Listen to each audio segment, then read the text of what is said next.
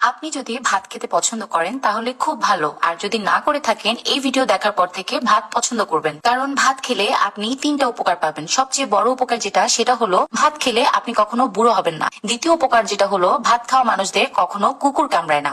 3 number উপকার হলো ভাত খাওয়া মানুষদের বাসায় কখনো চুরি হয় না। বিস্তারিত জেনে আসি। নাম্বার 1, ভাত খাওয়া মানুষ কখনো বুড়ো হয় না, কারণ সে অল্প বয়সেই মরে যায়, কারণ ভাত স্বাস্থ্যের জন্য ভালো না।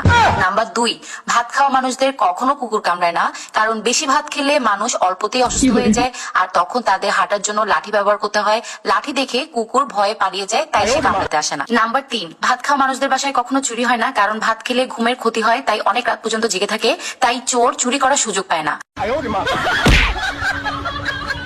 ভিডিওটা